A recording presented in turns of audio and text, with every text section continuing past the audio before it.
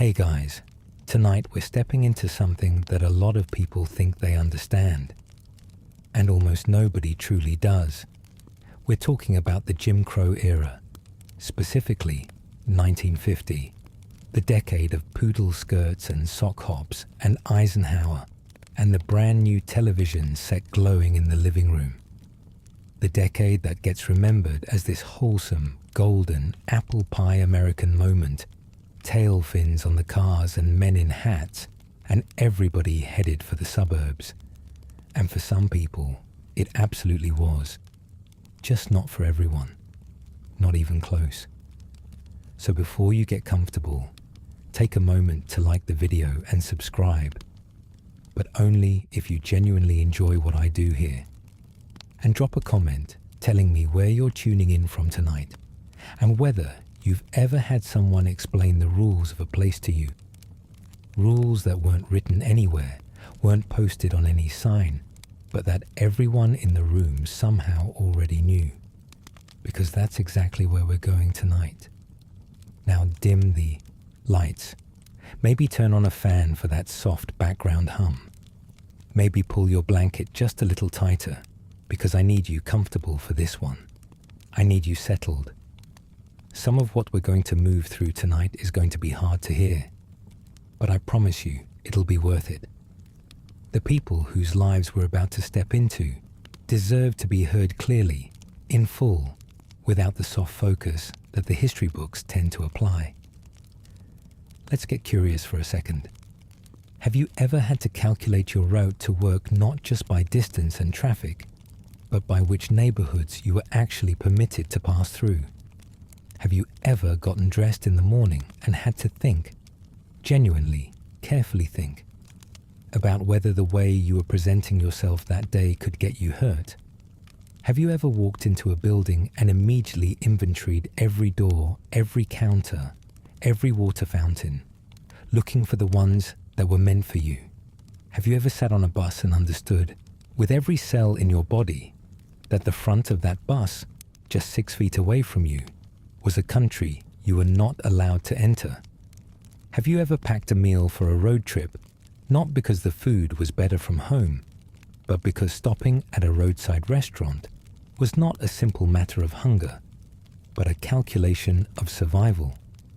Have you ever owned a little green book? Not a diary, not a novel, but a survival guide that told you which gas stations in the next 3 states would sell you fuel without running you off the property? Have you ever looked around at all the other people in your community doing the exact same calculations, carrying the exact same quiet weight every single day, and realized that somehow, they were also laughing, cooking, building, loving, and refusing to be erased? Congratulations. You've just woken up in 1950, somewhere in the American South. Maybe Birmingham, Alabama. Maybe Jackson, Mississippi. Maybe a small town outside of Baton Rouge, Louisiana, where the name on the water tower is a name you've known your whole life. But the town itself has made it very clear, in ways both written and unwritten, that it was not built for you. The first thing you feel, before you're even fully awake, is the weight of knowing what day it is and what that means. It's early. The light coming through the curtains is still more grey than gold. You live in a shotgun house.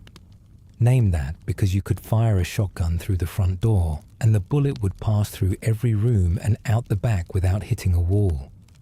1 room in front, 1 in the middle, 1 in the back. Maybe 4, 5 people in those 3 rooms. The walls are thin. The floor sometimes creaks like it's trying to say something. There's no real insulation, so in summer it holds the heat like a slow oven, and in winter the cold finds every gap it can. The house is yours, in the sense that you sleep in it, cook in it, raise children in it, but the land under it may or may not be yours in any secure legal sense, and that distinction matters more than you'd like it to. You are black in America in 1950. You are technically a full citizen of the United States. The Constitution says so. The 14th Amendment says so. The 15th Amendment says so. A whole lot of paper, ratified and signed and filed in marble buildings, says so. Congratulations. Now let me tell you what your day actually looks like. You get dressed carefully. This is not vanity. This is strategy. You've known since you were old enough to understand anything that how you present yourself in public is a form of armor. Too well-dressed and certain white men will read it as arrogance, as getting above yourself. Not dressed well enough, and you confirm everything they already believe. You are threading a needle that was never designed to be threaded, and you've been doing it so long, it has become muscle memory. Your mother taught you how to do this. Her mother taught her. The lesson has been passed down through generations like a recipe, except the recipe is for staying safe in a world that has built its entire infrastructure around making you unsafe. Let's talk about the rules, because there were a lot of them, and they operated on two levels that worked together like gears in a machine that was designed with considerable care. There were the written laws, the statutes, the ordinances, the official policies of states and municipalities that were filed and enforced and occasionally tested in courts that were not designed to rule in your favor. And then there were the unwritten rules, the social codes, the etiquette of the Jim Crow system, which in some ways were even more dangerous than the written ones, because you couldn't point to them in a book, couldn't challenge them in a courtroom, couldn't hold them up to the light and say, this is wrong. They existed in the air between people. They were enforced by whatever the nearest white man decided to do in the moment, and the nearest white man knew that the law would take his side. The written laws, first. Schools, segregated. Public parks, segregated. And in many cases, the colored parks were not parks so much as patches of dirt with a sign on them. Hospitals, segregated, which meant that black patients in many areas received care in separate wards that were chronically understaffed, under-equipped, and funded at a fraction of what white wards received. Bus terminals, train stations, waiting rooms, ticket windows, segregated. Restaurants, lunch counters, soda fountains, segregated, which in many cases meant no service at all, not separate service. Movie theaters. If you were allowed in at all, you sat in the balcony, the crow's nest, some called it. And yes, you are correct that the naming convention tells you something about the people doing the naming.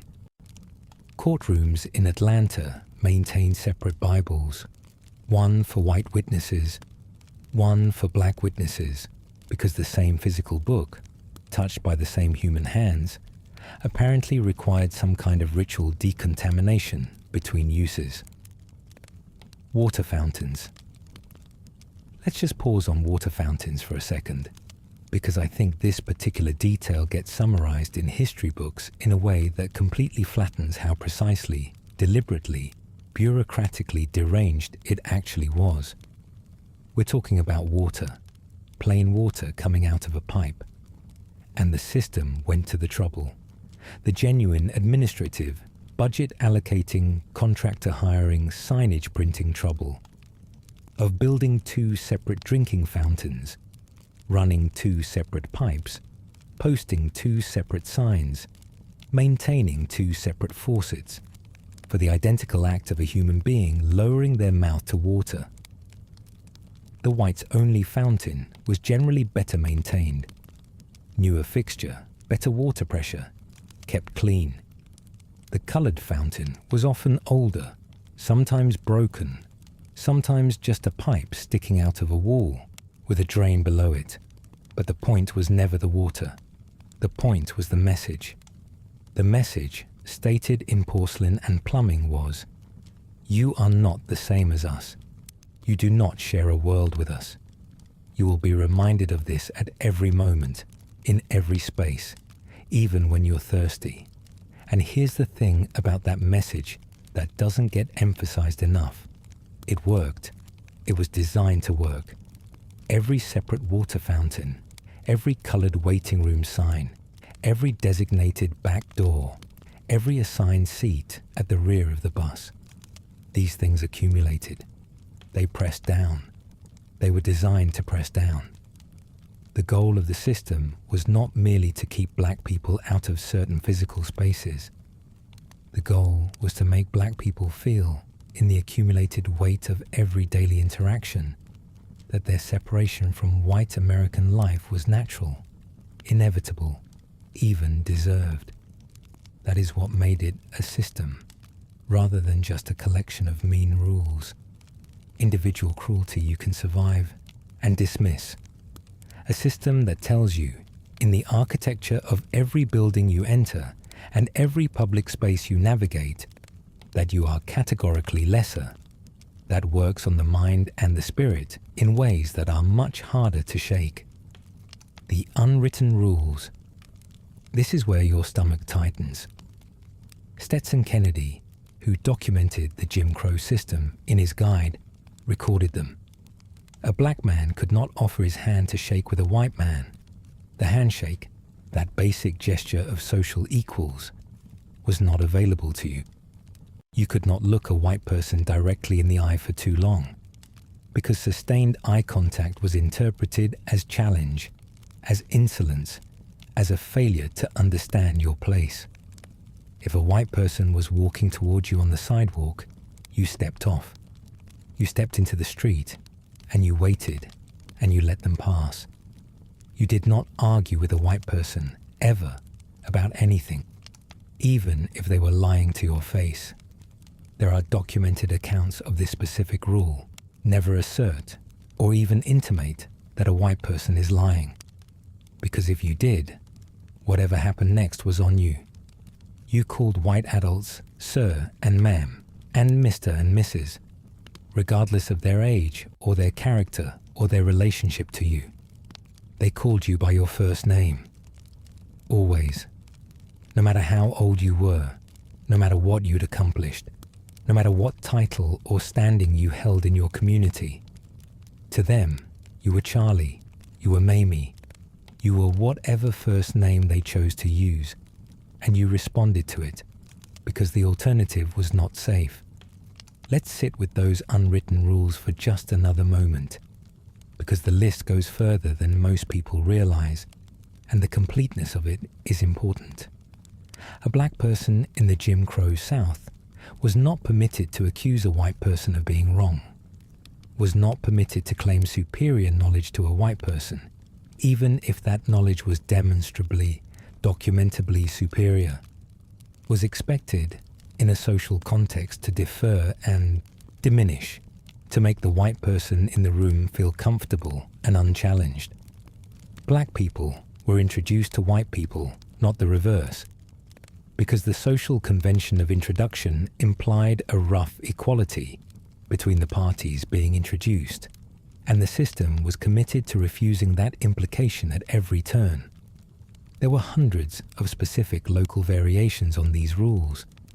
In some jurisdictions, a black person was not permitted to use the same front door as a white person when entering a white-owned business. You went around to the side door or the back door, and you got used to doing it, and you got used to teaching your children to do it.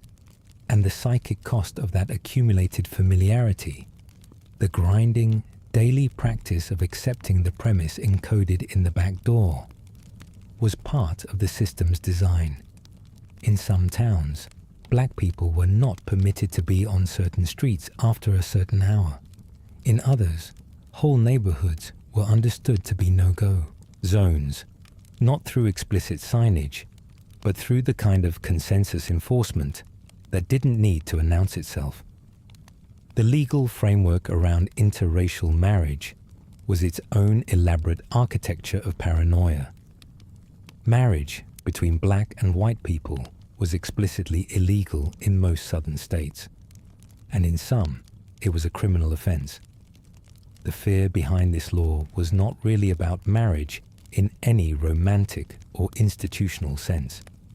It was about the purity of the racial category, the maintenance of the fiction that race was a real and stable biological fact, rather than a social construct that required constant vigilance and enforcement to maintain.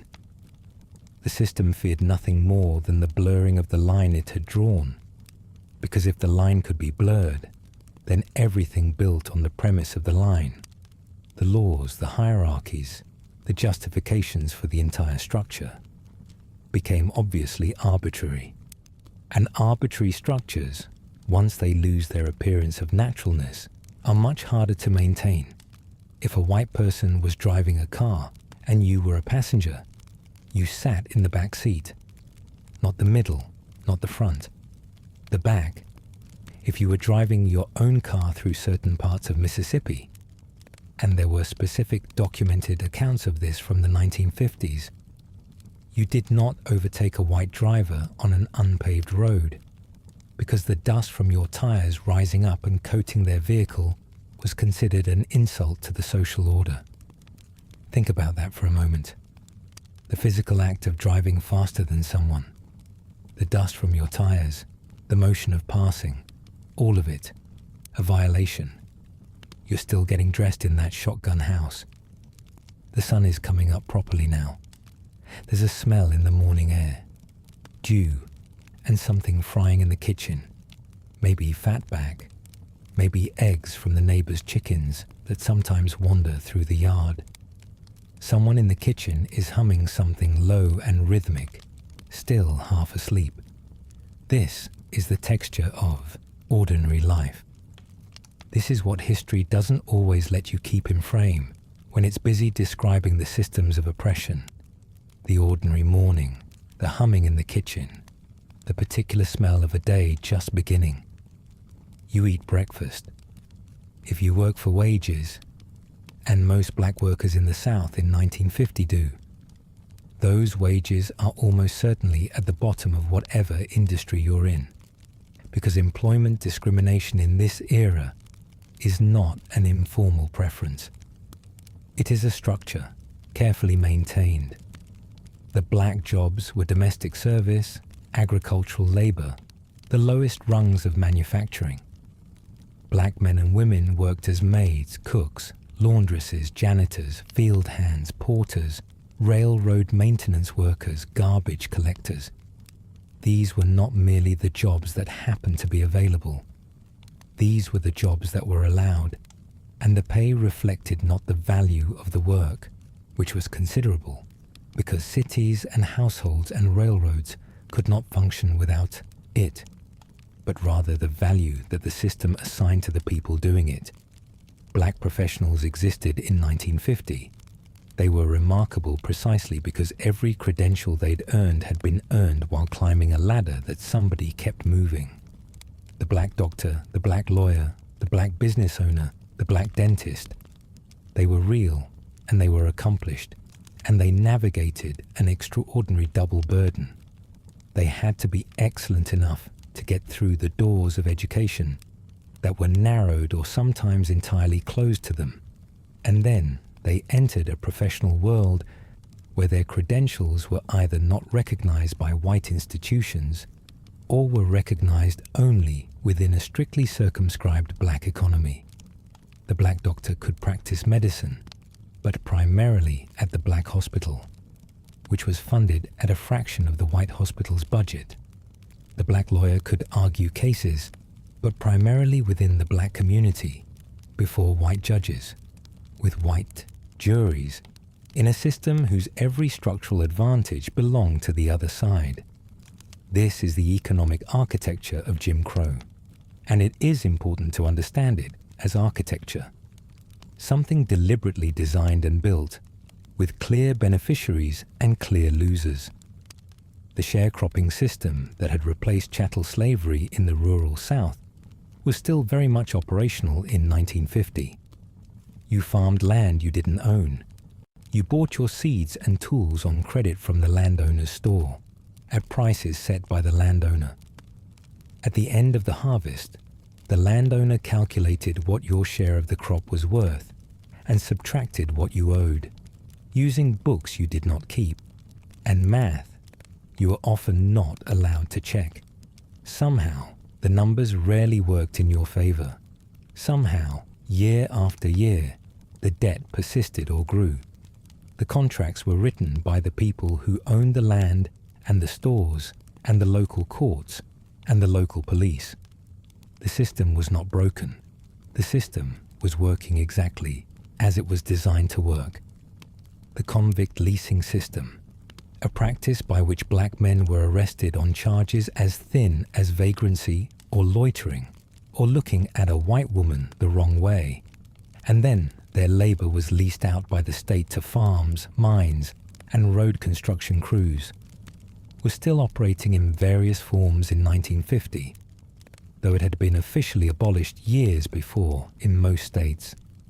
The New York Times journalist Douglas Blackman, writing about this system in his Pulitzer Prize-winning book Slavery by Another Name, documented how it functioned in practice.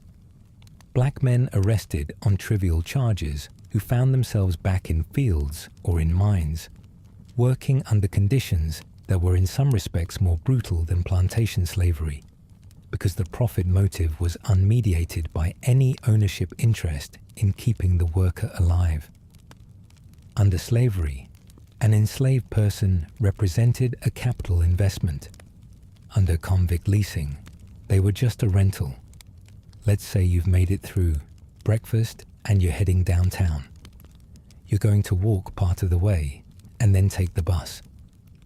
Let's talk about the bus, because the bus in 1950 is a daily performance of the social order. A choreography conducted in a steel tube on wheels, with rules that everyone has memorized and that carry consequences for forgetting. You board from the back. That is not a metaphor or a manner of speaking.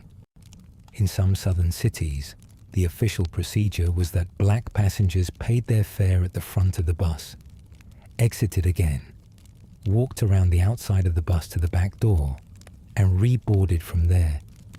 They paid to enter through one door and were directed to exit and re-enter through a different one, so that their bodies would not pass through the same threshold as white bodies. Think about what that procedure was designed to communicate, and then think about how many times a person rode that bus in their life, executing that procedure, and what that procedure was doing to them across a lifetime. The front of the bus, the first several rows, belonged to white passengers. The back section was for black passengers. The middle was flexible, which is to say it expanded toward the back whenever more white passengers boarded and contracted whenever fewer did, and the flexibility ran entirely in one direction. In Montgomery, Alabama, in the early 1950s, official bus policy meant that a white person never had to stand on that bus. If a white passenger boarded and all the designated white seats were full, black passengers in the transitional middle section surrendered their seats.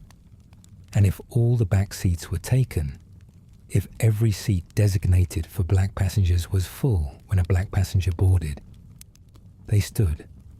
They stood in the back while seats sat empty in the front, and they did not sit in those seats because the rule was the rule. Now let's talk about voting, because the right to vote, the thing that makes a citizen in the most functional sense, was specifically, systematically, deliberately removed from black Americans across the South in 1950 through a toolkit of mechanisms that were designed to look neutral while operating entirely for racial effect. The poll tax. To vote, you paid a fee. The fee was modest in dollar terms, but for a sharecropper whose annual cash income was already barely sufficient to service the debts the system had arranged for him to carry, even a modest poll tax was a meaningful barrier. More than that, the tax was cumulative in some states. If you hadn't voted in previous years, you owed back taxes before you could vote now. The system had a financial moat around it, and the moat was denominated in dollars that the people it was designed to exclude generally didn't have in surplus. The literacy test. To register to vote, you were required to demonstrate literacy to the satisfaction of the county registrar. The county registrar was a white official appointed or elected by people who had all voted without any such requirement. The test itself varied by applicant. White applicants received simple passages to read. Black applicants were given complex legal documents, sometimes the entire state constitution, and asked to interpret them to the registrar's satisfaction. The registrar could decide that the interpretation was insufficient. The registrar's decision was final. In some counties, black residents attempted to register for years and were turned away every time by an official who had been handed the power to define literacy in whatever way served his purpose. Grandfather clauses. If your grandfather had been eligible to vote before the Civil War, which is to say, if your grandfather had been white and free in 1860, you were exempt from literacy tests and poll taxes. If your grandfather had been enslaved, which is to say, if you were black, no exemption was available. The grandfather clause made the racial intent of the disenfranchisement explicit, while maintaining the fiction that the laws were race neutral. The Supreme Court struck down grandfather clauses in 1915, but the other mechanisms remained, and the registrars remained, and the outcomes remained. Violence as voter suppression. The legal mechanisms were backed, as everything in the Jim Crow system was backed, by the credible threat of violence. Black residents who persisted in attempting to register were sometimes visited by representatives of white supremacist organizations who made clear that the persistence was noted. Crops were burned, houses were bombed, jobs were lost, loans were called, men were killed. Between 1877 and 1950, the NAACP documented case after case of black political participation being suppressed through violence, and the violence was almost never prosecuted, and the non-prosecution was understood by everyone involved as official policy expressed through inaction. You find your seat in the back, maybe next to a woman in a nurse's shoes, coming off a night shift, her ankles swollen, staring at nothing in particular with the particular quality of exhaustion that accumulates not just from work, but from work done while navigating all of this. Maybe next to a man in work clothes whose boots are already dusty, who makes some version of a calculation every single morning about whether to take the bus or just walk the 3 miles, weighing the cost to his body against the cost to everything else. Nobody on this bus is talking about the bus, but there is a language in how people sit, in how their shoulders hold, in the breath that comes out when they finally find a seat. Something is always being communicated, even in silence, especially in silence, downtown.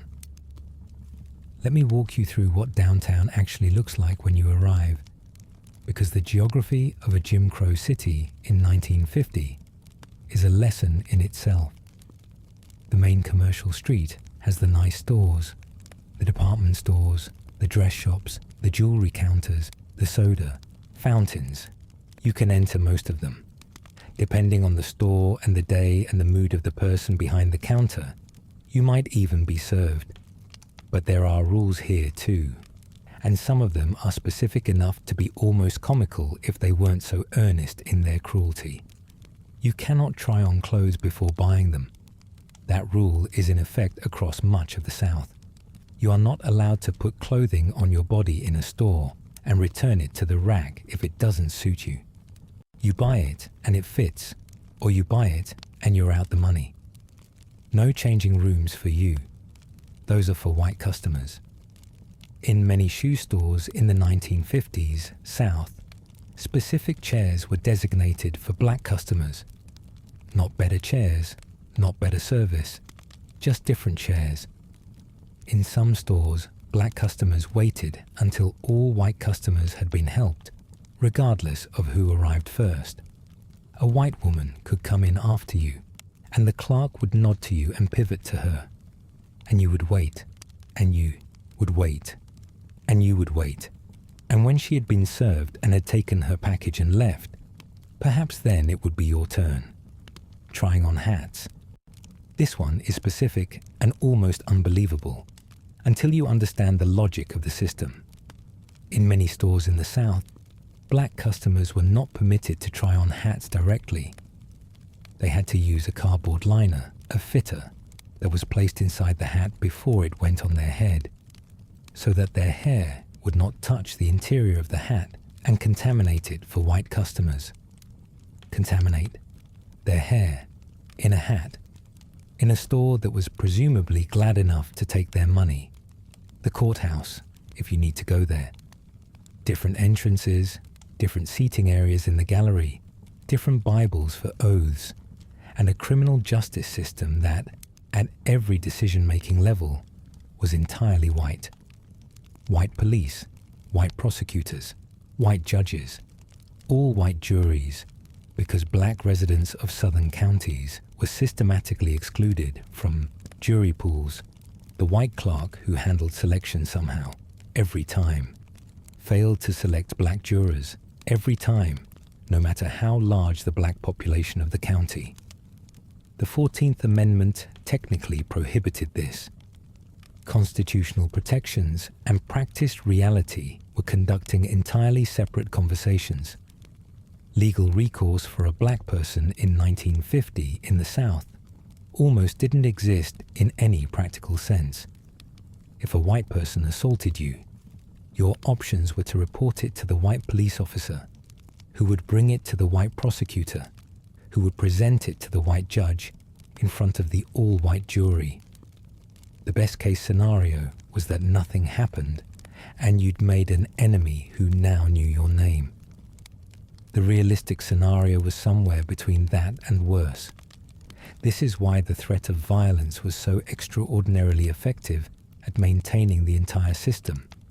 It didn't need to be constantly deployed, because the knowledge of what was available was itself a form of enforcement. Every black person in the South carried that knowledge the way you carry your keys. You don't think about it consciously every moment, but it's always there, and you know where it is. Violence. Let's be clear about what we mean when we say that word in this context. Between 1882 and 1968, there were over 4,700 documented lynchings in the United States. Documented means written down, recorded, reported. The actual number was higher. And lynching is a word that gets used clinically in historical accounts, which strips away what it actually was.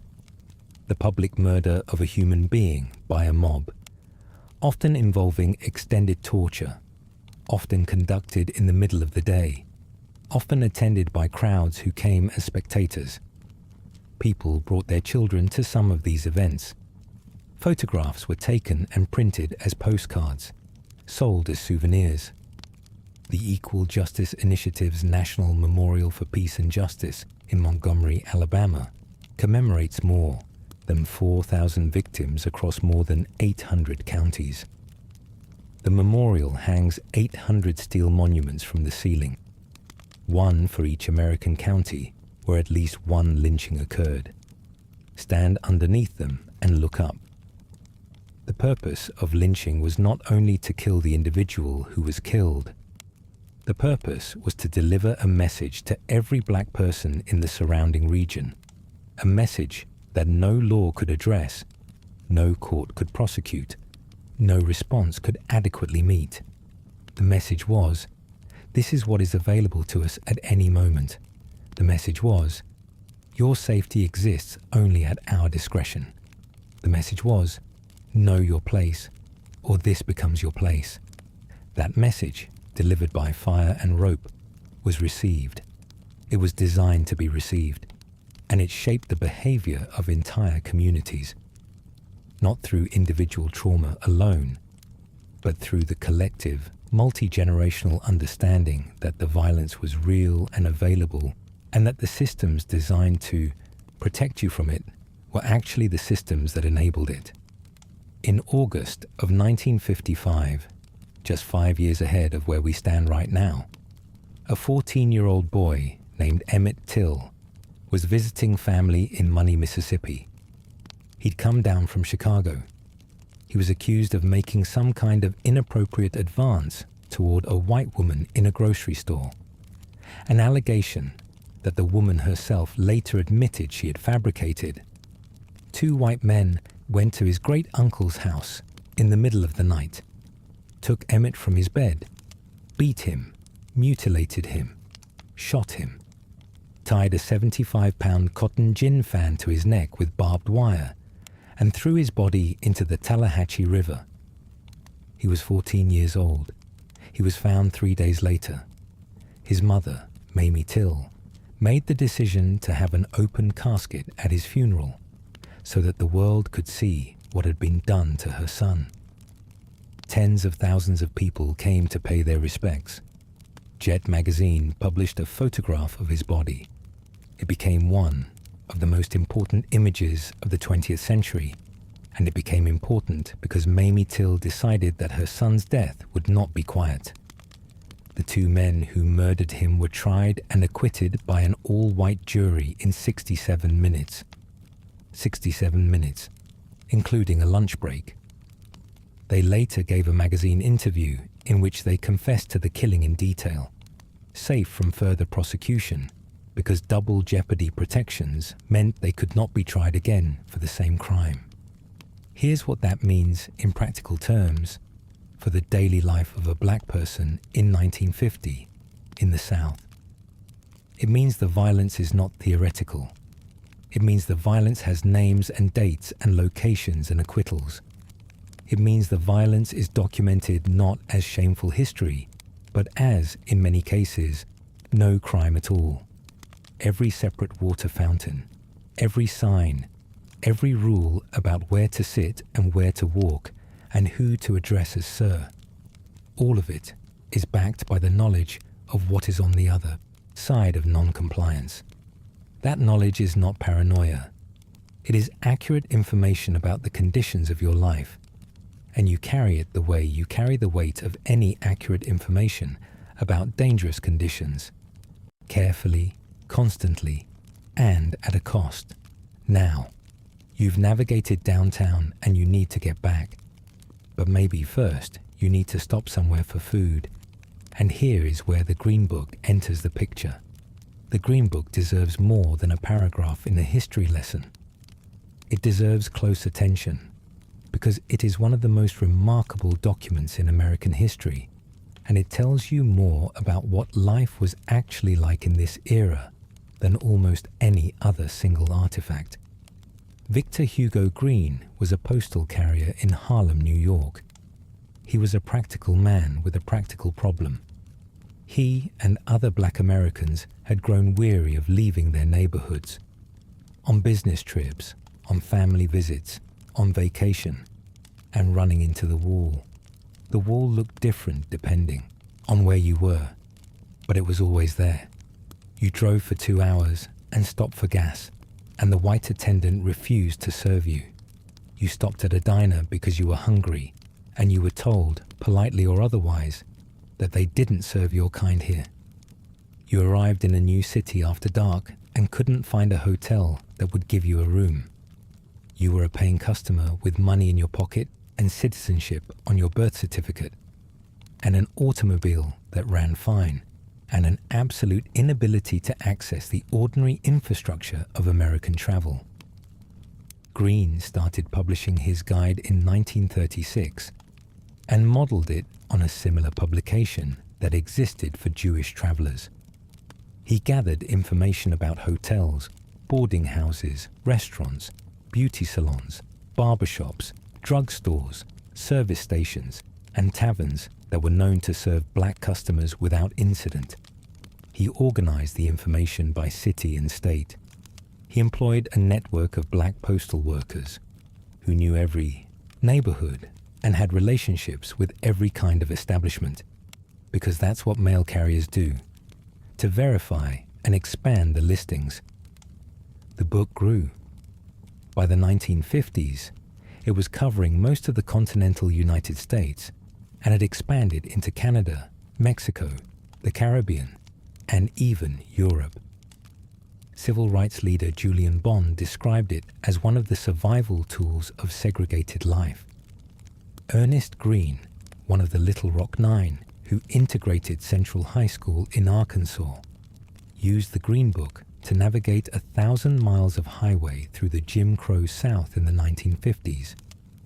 Earl Hutchinson Sr., the father of journalist Earl Afari Hutchinson, wrote that when his family relocated from Chicago to California in 1955, quote, and I'm paraphrasing here, "You literally did not leave home without it."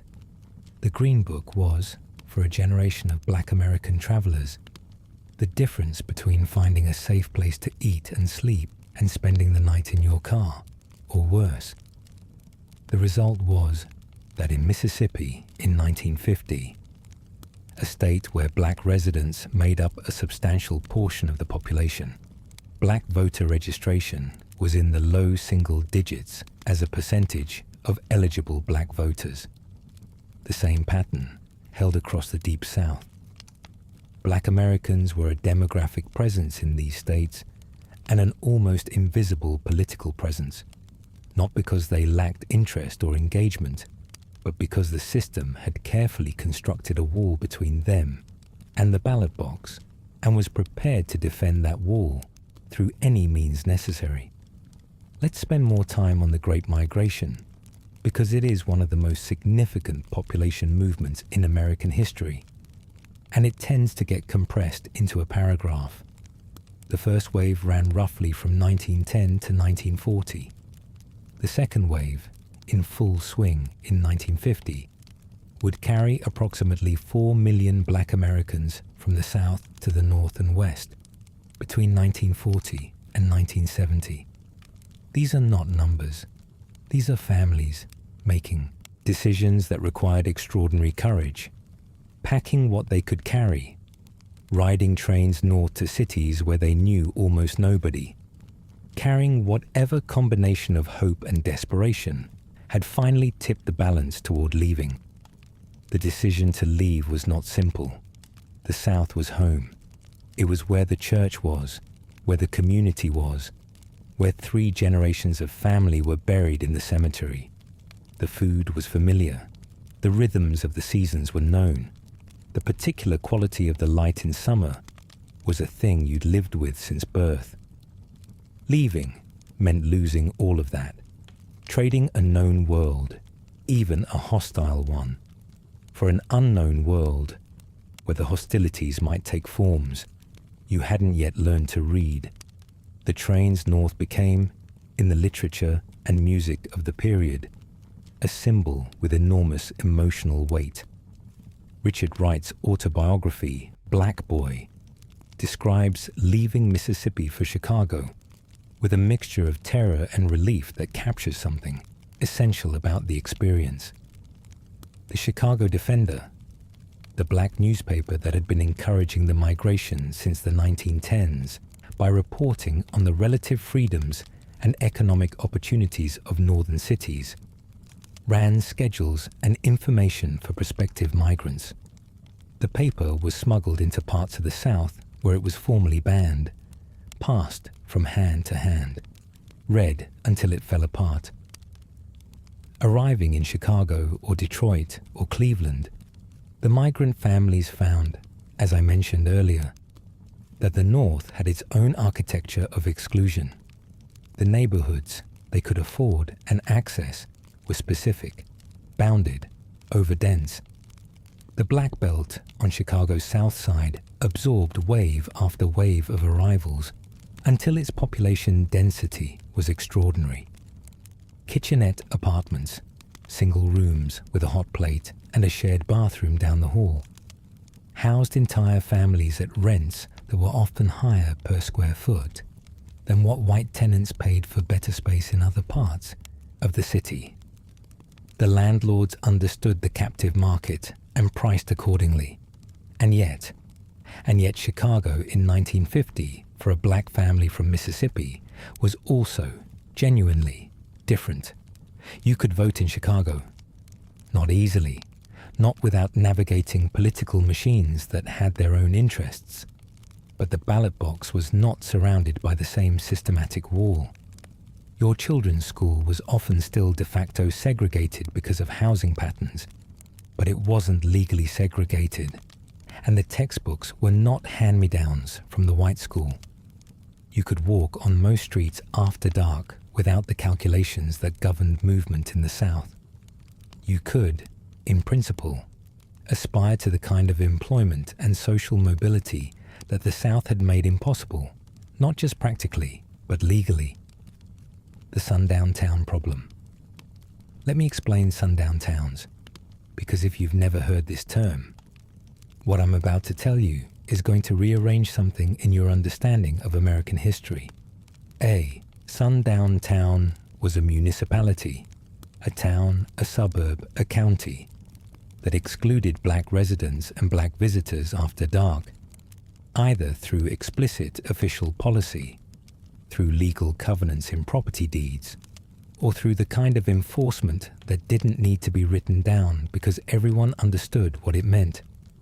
Some sundown towns had literal signs at the city limits. Don't let the sun set on you here is a type of sign that existed in America in the 20th century. Some enforced the policy through police action. If you were black and found in town after dark, you were arrested or escorted out. Some enforced it through mob violence, with the understanding that the police would not investigate. Historian James Loewen, who dedicated years to researching this phenomenon, estimated that at the peak of this practice, there were as many as 10,000 sundown towns across the United States. 10,000. And here is the part that the comfortable American self-image has trouble accommodating. These towns were not primarily in the Deep South. They were in Illinois, in Ohio, in California, in New York, in Oregon. Levittown, Pennsylvania, built by William Levitt as a model of post-war American prosperity for veterans returning from World War II, advertised as the ideal American community, subsidized in part by the Federal Housing Administration, had a property covenant explicitly stating that homes could not be occupied by anyone other than members of the Caucasian race. Levitt himself said, without particular embarrassment, that he believed white people simply did not want to live in mixed communities, and he built his communities accordingly. The FHA, for its part, literally included guidance in its underwriting manuals in the 1940s, suggesting that racial homogeneity was a factor in assessing neighborhood mortgage risk. The federal government was not a neutral bystander in American segregation. It was, at multiple levels, one of the architects. The Green Book navigated all of this. It listed the safe gas stations and the safe hotels and the friendly rooming houses where a black traveler could sleep without worry. It listed the private homes of black families along major routes who would rent a room to a traveling stranger. The informal hospitality network that had grown up to fill the gap that the official hospitality industry had left. Cortland Malloy, writing about driving through the South as a child in the 1950s, remembered his mother spending the evening before every long trip frying chicken and boiling eggs, so the family would have something to eat in the car, because the roadside diners between cities were not reliably available to them. The preparation the night before was practical and necessary, and also, when you think about what it represented, heartbreaking. The cover of the Green Book carried a motto for most of its publishing life: carry your Green Book with you. You may need it. 4 words. You may need it. 4 words that contained the entire burden of what it meant to be black and mobile in America in 1950. You may need it to find food. You may need it to find shelter. You may need it to avoid arrest. You may need it to get home. Let's go back to the neighborhood. Because here is something that Jim Crow did. Something that the people who designed it probably intended, but that turned out rather differently than they hoped. When you exclude people from the mainstream economy, from mainstream housing, from mainstream education and healthcare and social life, you create density. You create proximity. You create a concentrated community that has to develop its own infrastructure, its own institutions, its own economy. And out of that necessity, something remarkable happens. The black neighborhood in any given southern city in 1950 is, by necessity and by design, a world within a world. If the main commercial street wouldn't serve you, you built your own commercial district, and you did build it. Black-owned businesses lined the streets of black neighborhoods from Baltimore to Birmingham to Los Angeles. Black barbershops where the conversation was better than anything you'd find in a newspaper. Black beauty salons where information moved faster than the phone lines. Black funeral parlors because somebody had to bury the dead, and dignity in death was not something you were going to get from the white establishment. Black insurance companies because black families had been denied policies by white insurers or offered them at punishing rates. Black banks and savings institutions because the red lines drawn on the maps of white banks meant that mortgages for black home ownership in many neighborhoods simply did not flow through white financial institutions. The black church is the center of all of it. It was the center in the 1800s, and it is still the center in 1950. And if you want to understand the civil rights movement that is about to erupt into history in the years ahead, you have to understand the church, not as a religious institution alone, but as the primary organizing space of black American civic life. The church was where the community met, where grievances were aired, where political strategy was debated, where the records of births and deaths and marriages were kept, when the official state records were not always to be trusted. The church was the lending institution when banks wouldn't lend, the school when schools were closed or inadequate, the social welfare network when the state provided nothing, the concert hall and theatre when no other stage was available, the place where the community processed its grief and celebrated its joy in full voice. The pastor occupied a particular social position that had no equivalent elsewhere. He was almost certainly one of the most educated men in the neighborhood. He had, of necessity, developed the ability to navigate between two worlds, to speak to white, power structures in the language those structures understood, while also representing the interests and dignity of his community. He knew what could be asked for and what could not, what was negotiable and what was not. He had relationships with white officials that were useful and that were also always relationships conducted at a careful distance, calibrated to extract what was needed without conceding what could not be conceded. It was a form of diplomacy that required extraordinary skill, and that, if performed badly in either direction, could have serious consequences. Sunday morning in this neighborhood is different from every other morning of the week, and the difference is immediate and physical. You dress up, not for the benefit of white observers. You're not going anywhere near white people on Sunday morning.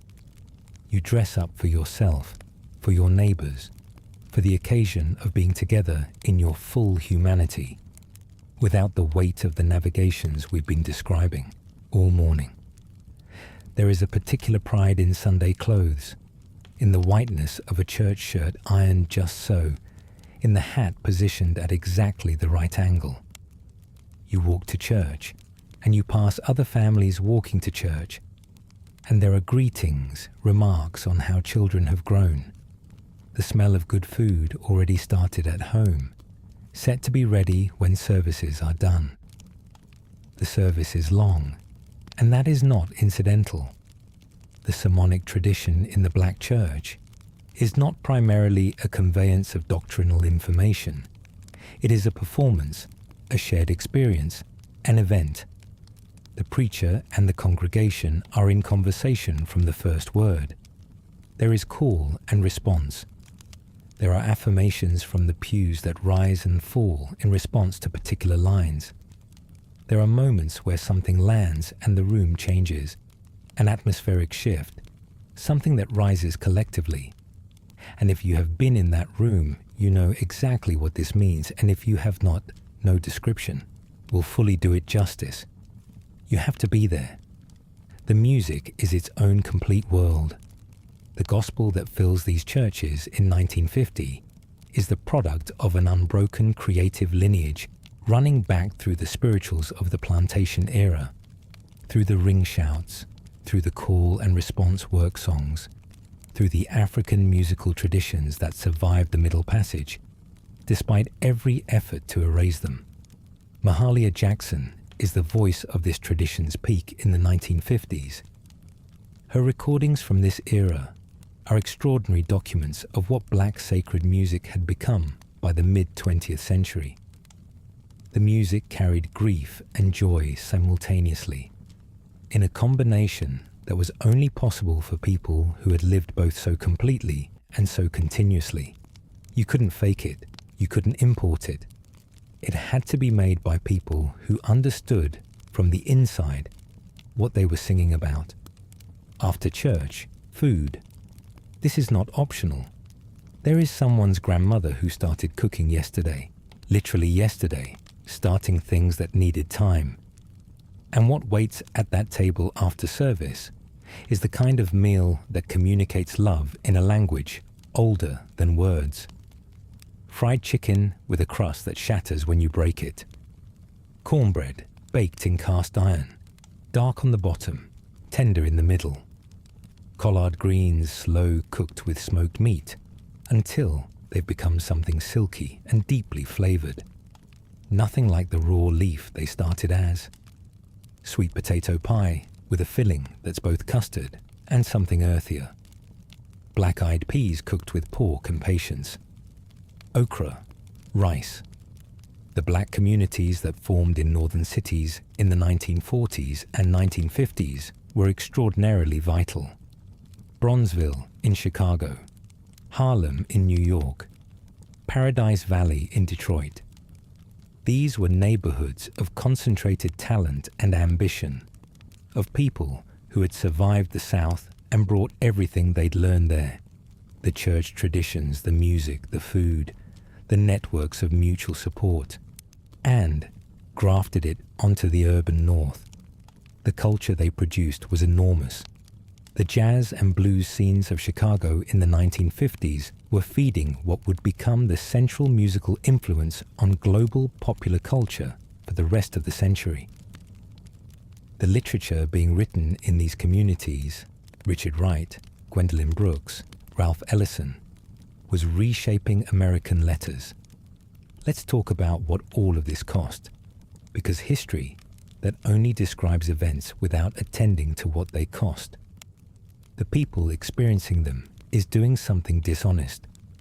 The Jim Crow system required of black Americans a form of constant self-monitoring, constant self-regulation, constant adjustment of one's presentation and behavior and posture and speech that had no parallel for white Americans and that accumulated across a life into something that had real psychological and physical weight. W.E.B. Du Bois called it double consciousness, the sense of always looking at yourself through the eyes of the people who despise you, of measuring your own soul by a tape measure they defined. He wrote about it in 1903, but it was still operative in 1950, more than half a century later. The necessity of performing daily a particular kind of diminished version of yourself for white consumption, while knowing that the full version of yourself was not the thing being performed.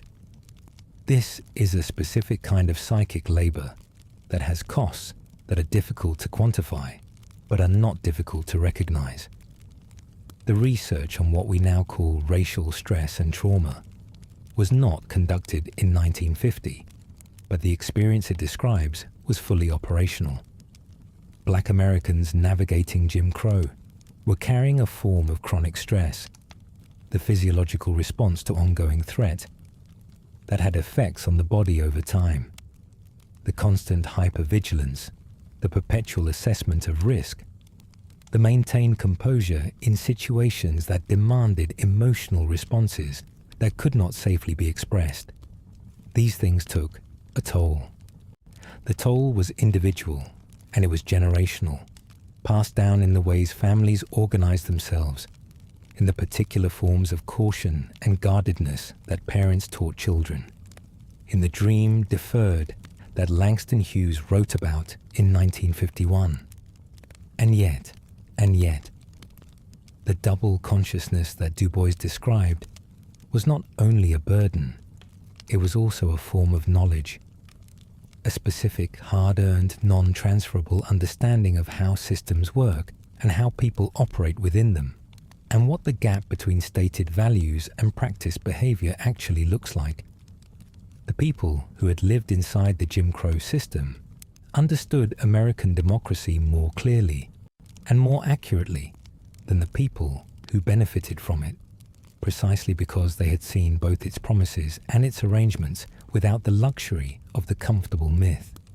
That knowledge, the clear-eyed, unsentimental understanding of what America actually was and what it actually did, was the foundation of the civil rights movement. You cannot build a movement on illusions.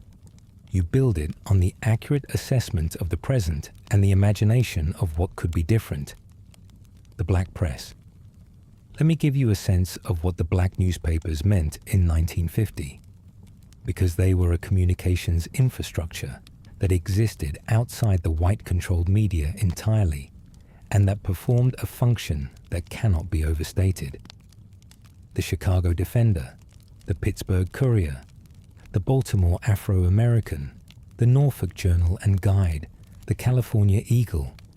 These papers and dozens like them were reaching, collectively, millions of black readers every week with news that the white press was not covering. When a black man was lynched in Georgia, the white southern newspapers might not report it at all, or might report it in a way that justified the killing.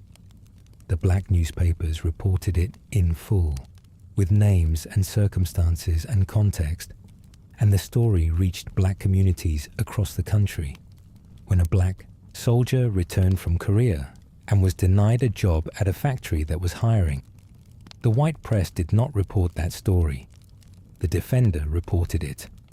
When a black family moved into a white Chicago neighborhood and had their home bombed and the police did nothing, the Defender reported it. The black newspapers were not just news delivery systems. They were, in the specific conditions of the Jim Crow era, a form of collective self-defense against the informational isolation that the white media's silence was producing. The Defender in particular had been using its platform since the 1910s to encourage black Southerners to come north, running features about job opportunities and relative freedoms in northern cities, publishing train schedules and advice for migrants. The paper was smuggled into parts of the Deep South where white postmasters refused to deliver it, or where white landowners had made clear that being found with it had consequences. Black Pullman porters, who traveled the rail lines that connected northern cities to southern towns, carried the Defender south in their bags and distributed it along the routes. Information as contraband. Literacy as subversion. The women.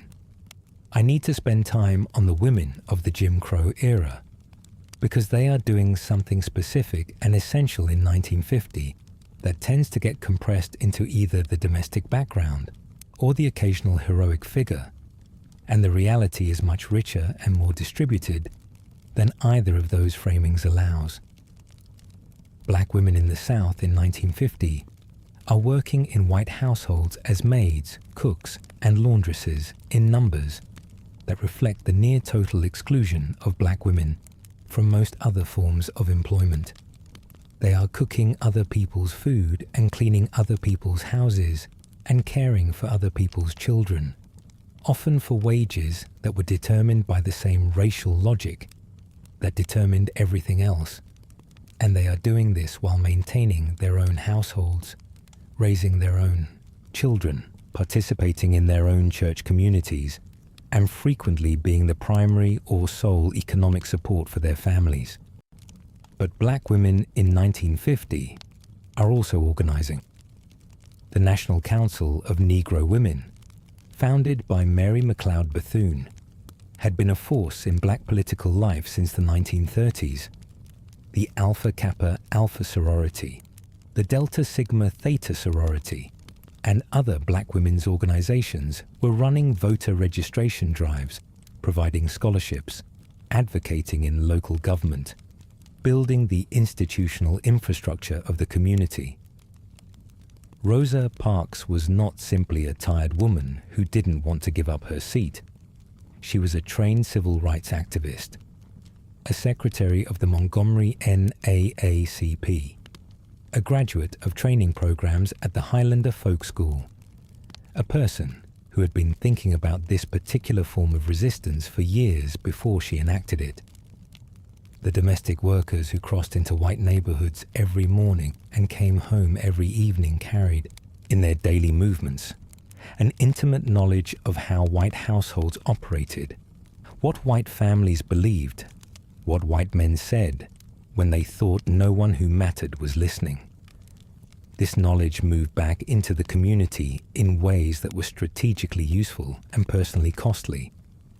You went into those houses and did that work and maintained the performance of deference that the job required, and then you came home and were yourself again. And the distance between those two versions of yourself was a distance you crossed every single day. Fannie Lou Hamer. She's not famous yet. In 1950, she's working as a sharecropper's timekeeper on a plantation in Sunflower County, Mississippi, a woman in her early 30s. In 1962, she'll attend a meeting about voter registration, learn for the first time that she has the constitutional right to vote, attempt to register, fail because the registrar decides her interpretation of a section of the state constitution is incorrect, and be evicted from the plantation that same night for having made the attempt. She'll keep going.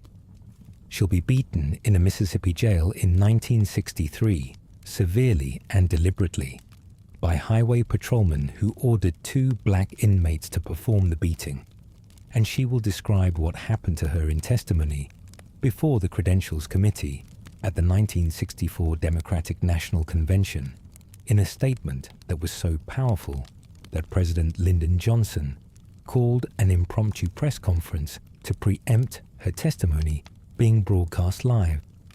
He was afraid of what it would do to the country to hear it. She kept going. In 1950, she is just a woman living her life in Sunflower County, Mississippi. And yet, but let me come back to something important, because I don't want to leave you with only the weight. The weight was real, and I have not minimized it. But the weight was not the only thing. The culture that black Americans built inside the Jim Crow era, the music, the art, the literature, the fashion, the specific texture of social life within the community, was not merely survival, it was creation. It was some of the most extraordinary creative work in the history of human civilization. And it happened not despite the conditions, but as a response to them, made by people who were going to make something regardless of what the conditions required. The Chitlin Circuit. I want to tell you about the Chitlin Circuit because it is one of the great stories of black American cultural life, and it tends to get reduced to a footnote in histories of rock and roll. The circuit was the network of venues, clubs, theatres, roadhouses, hotel ballrooms that booked black performers and served black audiences across the South and into the North during the Jim Crow era. The venues were often black-owned. The audiences were black. The performers, Ray Charles, B.B. King, Little Richard, Sister Rosetta Tharpe, James Brown, Etta James, Bobby Blue Bland, Big Joe Turner, were developing their craft on these stages night after night in front of audiences who knew the music and demanded excellence and provided the kind of feedback that shaped what the music became. The name comes from the food.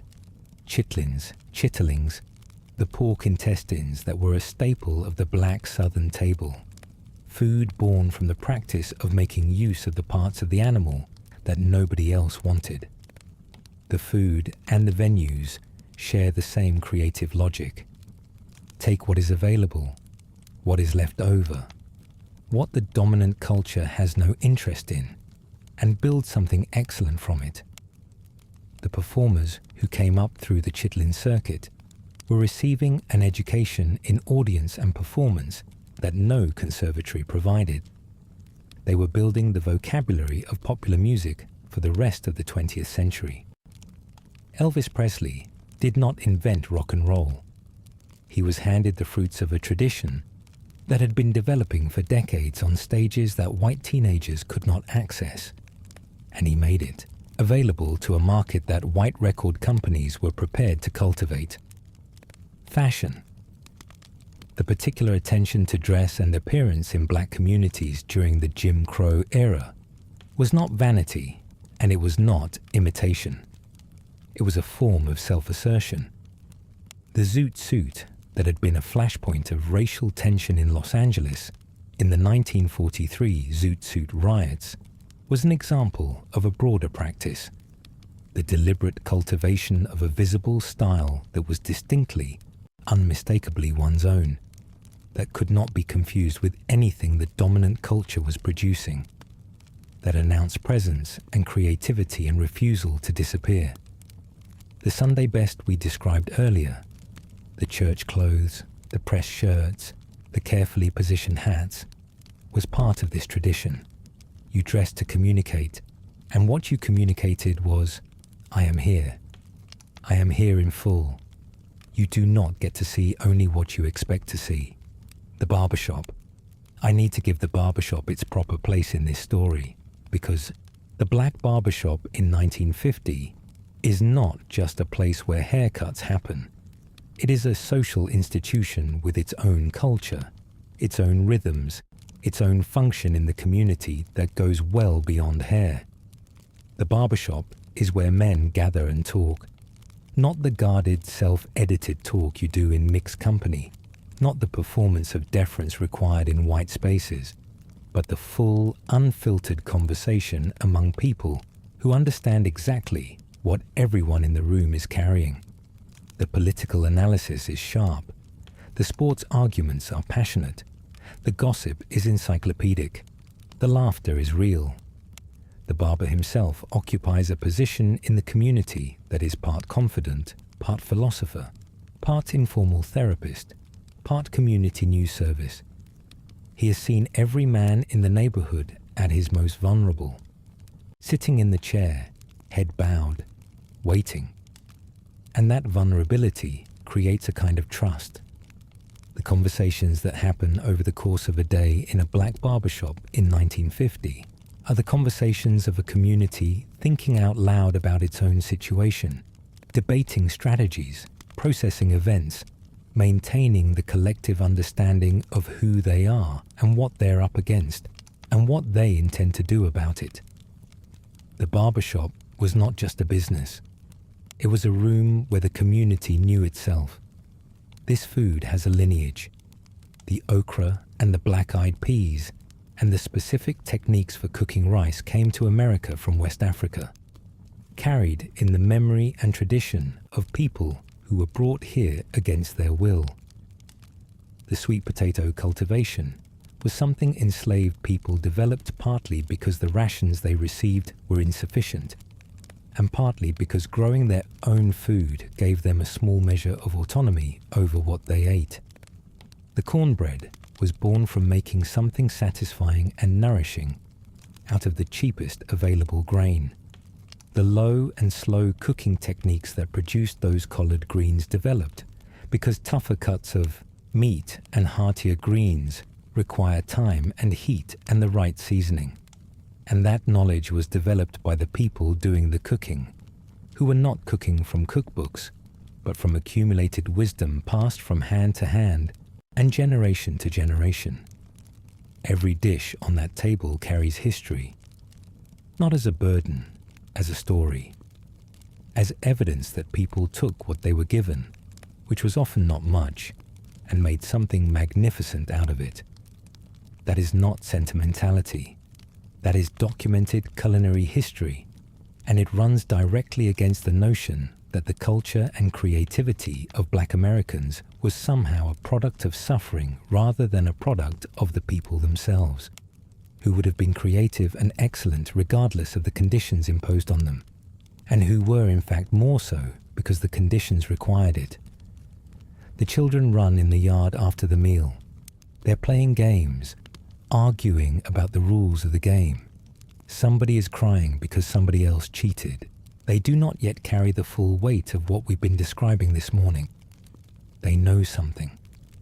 Children always know something. They absorb the atmosphere of the adults around them, even when no one is explaining it in words. But the full architecture of what their daily navigation will require hasn't settled onto them yet. It arrives at different ages for different children, delivered by different incidents. A school lesson that uses words you've never heard before, but that you understand instinctively are about you. A trip to a store where you watch how the clerk's expression shifts when you walk in. A particular conversation with a parent late in the evening that begins with something like, "There are some things I need to explain to you about how the world works." Generations of Black parents have had some version of that conversation.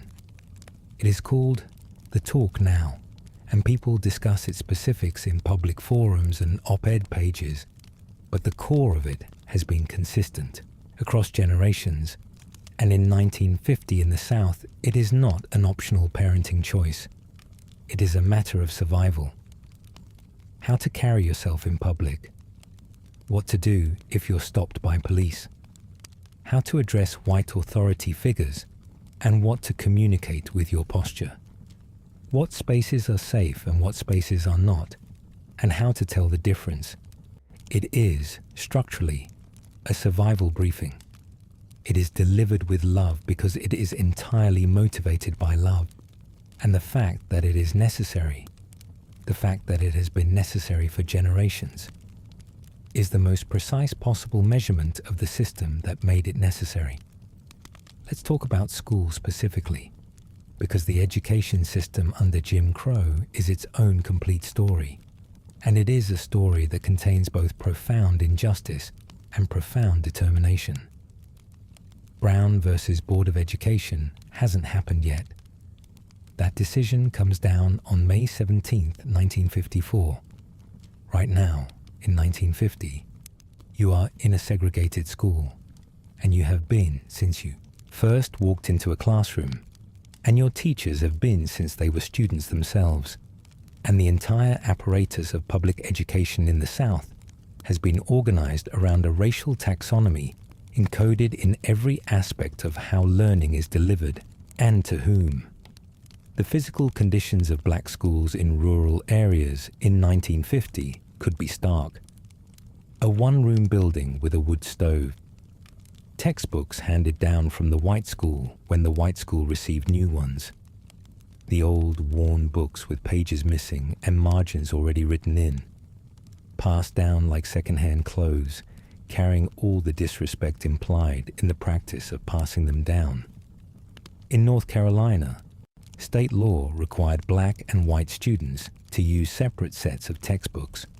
In Florida, the law went even further. The books couldn't be stored in the same building. In Atlanta, courtrooms maintained separate Bibles, one for each race, which meant that the sacred text central to much of the region's professed faith was deemed to require racial segregation in its physical handling. And now here is the thing that complicates the simple tragedy of all that. What happened in those buildings? The teachers who showed up in those underfunded, undersupplied, overlooked schools and taught with a commitment that their paychecks did not justify and their conditions did not demand. They were paid a fraction of what white teachers received for the same work. In some districts, black teachers were paid as little as half what white teachers made, and black schools received per pupil funding that was a fraction of white schools, and yet the teachers came. They taught not just the curriculum, but the history that wasn't in the curriculum. They taught not just reading and arithmetic, but the conviction, communicated in countless small ways over the years, that the students in front of them were worth more than the system was offering them, and that they should understand that clearly. The NAACP Legal Defense Fund, led by Thurgood Marshall, had been building toward Brown versus Board for years by 1950. The strategy was methodical. Collect plaintiffs from multiple states and jurisdictions. Build the evidence that separate facilities were inherently unequal. Attack the foundational premise of Plessy versus Ferguson, the 1896 Supreme Court decision that had enshrined separate but equal as constitutional law, and dismantle it legally. The plaintiffs were real families, black parents in South Carolina and Virginia and Kansas and Delaware and Washington, D.C., who were tired of watching their children sit in inferior buildings with inferior materials, who decided that putting their names on a lawsuit was worth what it might cost them, and it could cost them considerably. Being known as someone who joined an NAACP suit in certain parts of the South in 1950 could mean that your employer, who was probably white, because most black workers in the South worked for white employers, decided they no longer needed your services. It could mean that your landlord decided your lease was up. It could mean that the credit you'd had at the local store was no longer available. It could mean a cross burned in your yard in the dark of the night, or something worse. The people who put their names on those cases did it with accurate knowledge of what was possible. That is courage in its most direct form. Not the absence of fear, but the decision to proceed anyway.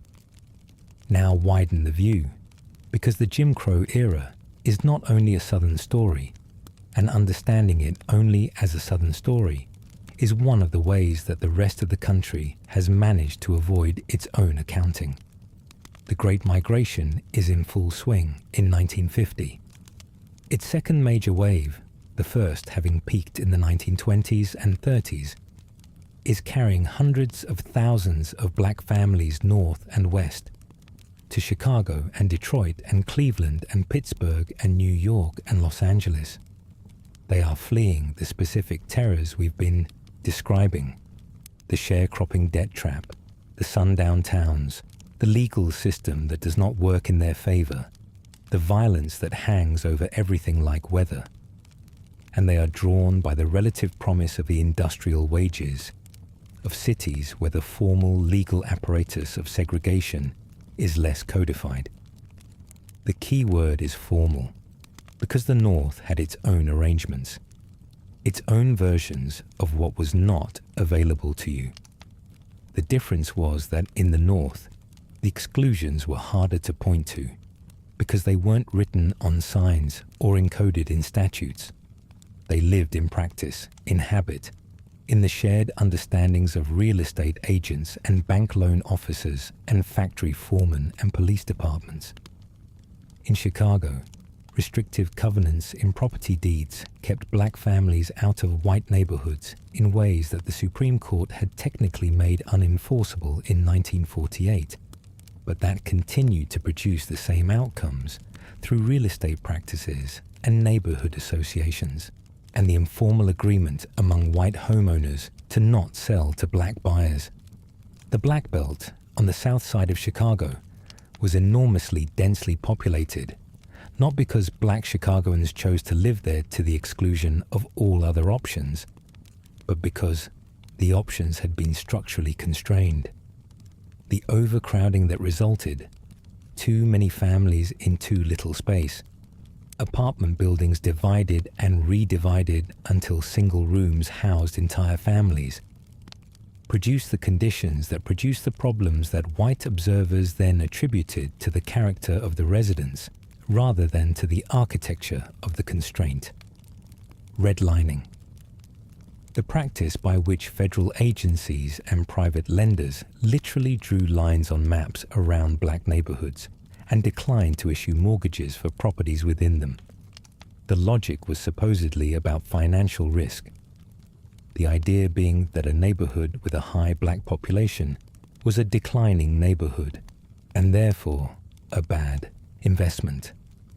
This logic was circular in the most obvious possible way. Lenders declined to invest in black neighborhoods because they declared black neighborhoods risky, which starved those neighborhoods of capital, which caused them to deteriorate, which confirmed the original classification. The system proved itself by creating the conditions that made it seem justified. The GI Bill. This is an important one, because the GI Bill is one of the central myths of American post-war prosperity, and the myth is real for some people and substantially hollow for others. The Servicemen's Readjustment Act of 1944 offered returning veterans low-interest home loans, tuition coverage for college and vocational education, and unemployment benefits. It produced, for white veterans, one of the largest expansions of the American middle class in history. Entire generations of white families built equity and attained education through GI Bill benefits. For black veterans, the picture was different. The bill was administered locally through state and local agencies that operated within the existing racial frameworks of their regions. Many black veterans in the South found that loan applications were processed differently, that approvals were harder to obtain, that the guarantees of the federal program translated imperfectly through local institutions that had their own ideas about who deserved to build equity. Black veterans came back from fighting overseas and found that the country they'd fought for was still conducting the same argument about whether they were full citizens. There is a particular kind of rage that this produces, the specific, precise, documented rage of a man who has just spent years defending the democratic ideal, and who then returns to the reality of what that ideal has always meant for people who look like him.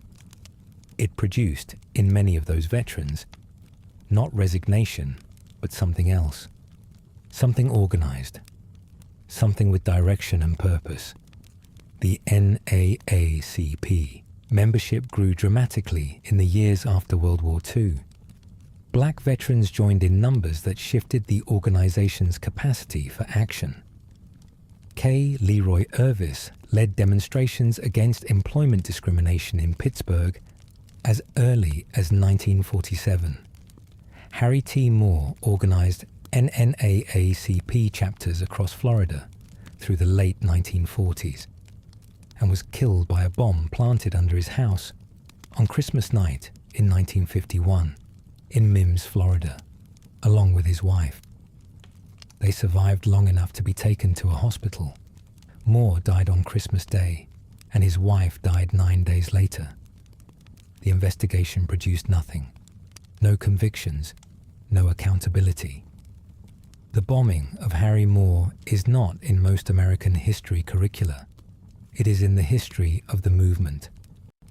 Amzie Moore, no relation to Harry, ran the NAACP chapter in Cleveland, Mississippi through the early 1950s, at a level of personal danger that is difficult to overstate. Cleveland, Mississippi was not a place where being known as an NAACP organizer was safe. He kept going. He later mentored Robert Moses, who ran voter registration campaigns in Mississippi in the early 1960s. The tree has roots. The roots are people like Amzie Moore, whose names you don't learn in school, who kept the work going in the years before the famous moments that you do learn about. You are walking home now, in 1950. The day has been what it has been. You've done the calculations, maintained the composure, absorbed what required absorbing, kept moving. The sun is getting low. If you're in a sundown town, and you might be, even in the north, you are aware of the changing light in a way that has nothing to do with aesthetics and everything to do with the accurate assessment of risk.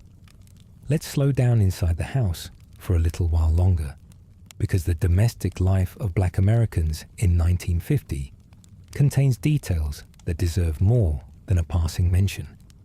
The home was the one space where the constant performance of the outside world could, to some degree, be set down. Inside, you could be the full version of yourself.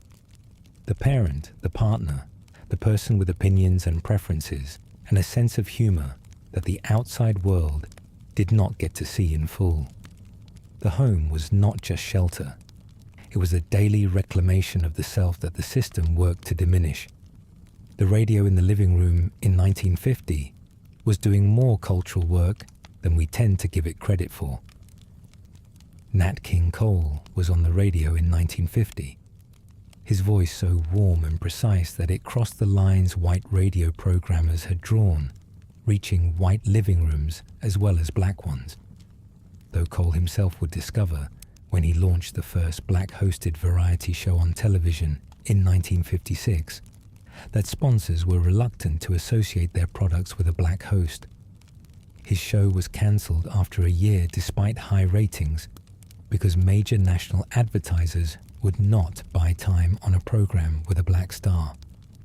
Cole observed later that the networks were afraid of losing Southern affiliates. The business of segregation extended to the airwaves. The kitchen was, in most black households of this era, the most important room in the house. Not the most comfortable, not the most formal, the most important.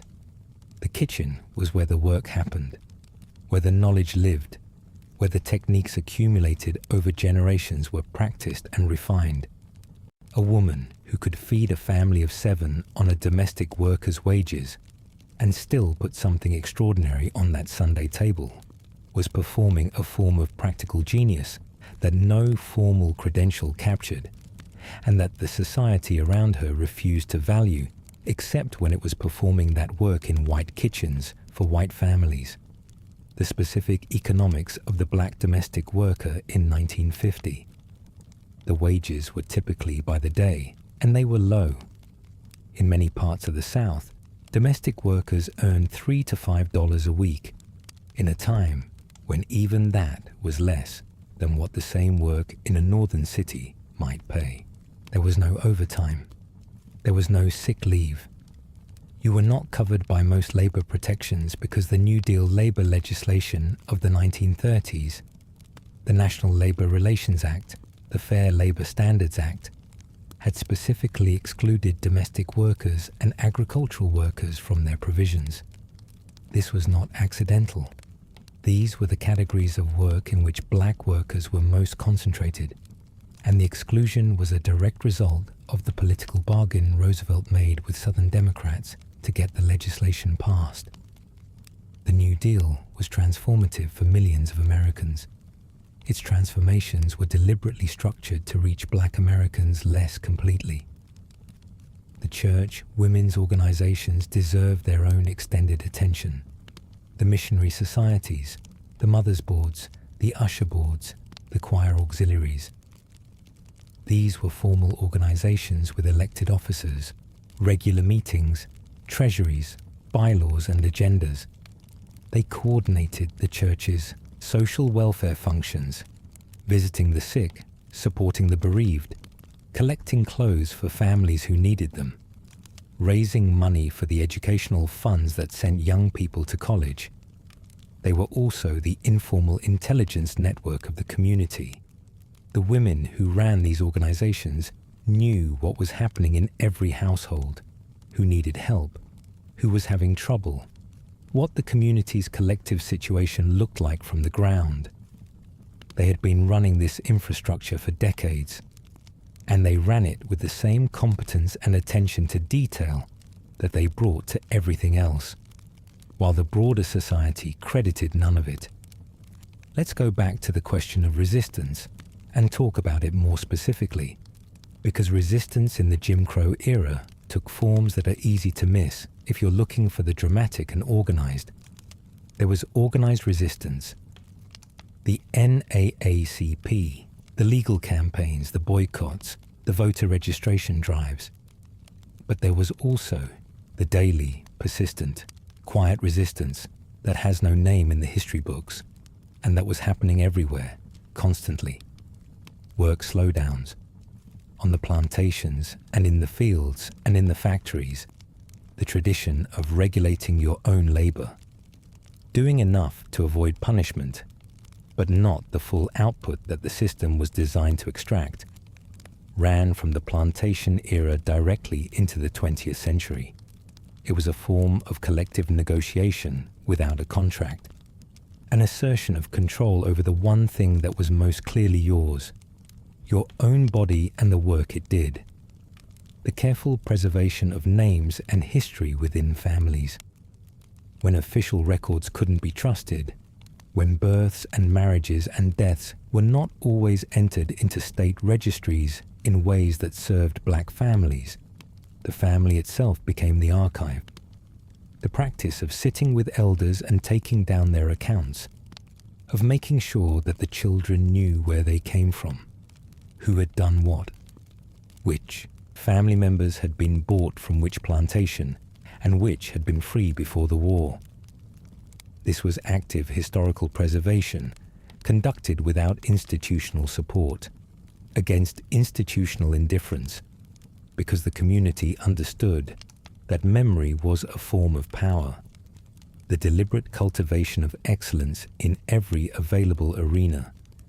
The HBCU, the historically black college and university, in 1950 was producing graduates who were, in many cases, extraordinarily well prepared, precisely because the institutions had no choice but to develop their students to the absolute maximum of their potential. If your graduate was going to enter a world that would mark them down for their race and then judge them as evidence of racial inferiority, you had to make sure your graduate was excellent enough to make the prejudice impossible to sustain with a straight face. Howard University's law school, where Thurgood Marshall trained, was developing what some historians have called the finest legal minds in the civil rights movement, because the specific conditions of their preparation, learning how to dismantle the laws that governed their own oppression from the inside, produced lawyers of extraordinary precision and purpose. The specific emotional register of hope in 1950 is worth attending to for a moment, because it was not simple and it was not naive. Black Americans in 1950 had had hope before. Reconstruction had looked briefly like something real. Black men elected to Congress, black institutions built, black families acquiring land. And then Reconstruction ended, and the tide rolled back, and the Jim Crow system rose in its place. Hope was not a luxury that could be maintained without evidence, not after that history. The hope that existed in 1950 was the harder, more durable kind. Not optimism, but determination. Not the expectation that things would simply improve, but the commitment to making them improve, at whatever cost. The specific quality of that determination, its patience, its strategic intelligence, its ability to sustain effort across decades and generations without the constant reward of visible progress, is one of the most remarkable things in American history.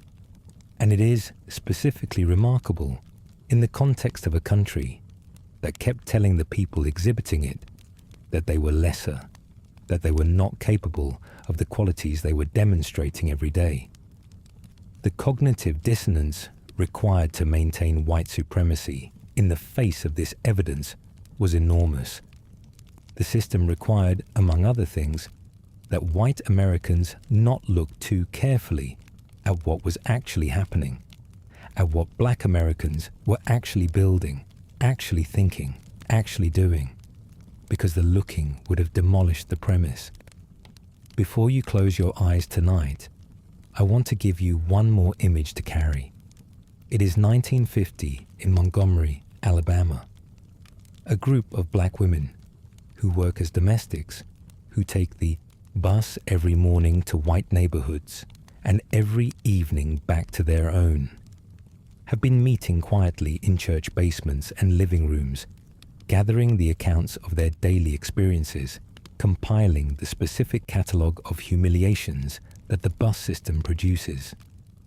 The seating rules, the having to pay at the front and reboard at the back, the standing in the back while front seats are empty, the drivers who address black passengers by their first names without being asked. They're not meeting to complain. They're meeting to build a record, to understand the shape of the thing they intend to change, to prepare for the moment when the conditions are right to move. 5 years from now, Rosa Parks will sit down on a Montgomery bus, and a movement will be born. But it will not be born from that moment alone. It will be born from all these evenings, from the women in the church basement with their notebooks, from the community infrastructure that makes a 381-day boycott organizationally possible, from the lawyers who have spent years preparing the legal case, from the pastors and teachers and nurses and domestic workers who have carried the weight of this system for so long that they have an intimate, precise, encyclopedic understanding of exactly how it works and exactly where it is most vulnerable. They are getting ready in 1950. They have been getting ready for a very long time. The storm that is coming, the movement that will change American law and American life, has been building in these houses and these churches and these schools and these meeting rooms since before any of the famous names that will come to represent it were old enough to understand what they were going to do. History makes it look like a beginning when it finally becomes visible. But what will become visible in the mid-1950s is the eruption of something that has been building for generations. The Pullman Porter deserves a moment of recognition here, because the Pullman Porter occupies a specific and remarkable place in Black American history that tends to get forgotten when the famous names of the civil rights movement take up all the available space. The Pullman Company was the largest single employer of black labor in the United States for much of the first half of the 20th century. Black men worked as porters on the sleeping cars of trains, serving white passengers who almost invariably called them all George, a custom that traced back to George Pullman, the company's founder, and that was meant to deprive these men of their individual names and identities as efficiently as possible. The porters made their tips by being invisible, attentive, available, invisible. They work shifts of 70 and 80 hours. They shined shoes. They made up berths in the dark while passengers slept. They answered calls at all hours with the same steady composure, addressing every passenger as sir or ma'am, never once being called those things in return. They maintained a level of professional grace in the face of casual, daily disrespect that required a kind of emotional discipline that no management textbook has ever adequately described, and that no salary they were paid ever came close to compensating. And yet the Pullman Porters organized. A. Philip Randolph spent 12 long years building the Brotherhood of Sleeping Car Porters, which became the first predominantly black union to sign a contract with a major American corporation in 1937. 12 years. Against company spies and firings and legal maneuvers and every tool that a powerful corporation with government connections could deploy against a labor organization. Randolph was a strategist of remarkable patience and extraordinary vision. A man who understood that the fight for labor rights and the fight for civil rights were not separate fights, and who built an organization that proved it. The brotherhood he built became one of the organizational backbones of the civil rights movement. The porters themselves, moving between cities on their routes, carrying newspapers and information and money, and organizing ideas north and south week after week, were an informal intelligence network of extraordinary range, connecting black communities from New Orleans to Chicago to Los Angeles. They brought the Chicago Defender south in their bags, tucked under their Pullman Company uniforms, and distributed it at stops along the line. They brought northern news and wages and a sense of what life could look like outside the Deep South, back to communities that needed to know those things desperately. They were, in their daily movements, a kind of mobile postal service for the movement before the movement had a name, and the country has not fully acknowledged what it owes them. The particular geography of a black neighborhood contained within it a specific logic of parallel institution building that is worth understanding clearly. When you could not use the white hospital, you built a clinic. When the white pharmacist would not fill your prescription, or filled it with something that wasn't what the doctor ordered, you found a black pharmacist 2 streets over who had been to the same pharmacy school and knew exactly what he was doing. When the white dentist would not see you except through a separate entrance and a waiting room that was never the clean one, you found the black dentist whose office was above the insurance company on the 3rd floor of the building on the corner, and whose hands were steady and whose fees were fair. Meharry Medical College in Nashville and Howard University's Medical School in Washington had been training black doctors since the 19th century, precisely because black students were excluded from most American medical schools. By 1950, these institutions had produced generations of black physicians treating patients in segregated wards that were underfunded but staffed by people who were, because the specific conditions of their training had required and produced it, extraordinarily skilled at medicine. The black hospital, like the black school, like the black bank, like the black church, was not a lesser institution. It was a parallel institution, built against obstacles and operating under constraints that the white institution never faced, and producing, in many cases, outcomes that those constraints made all the more remarkable. The economics of beauty in Black America in 1950 is its own story of entrepreneurship and independence.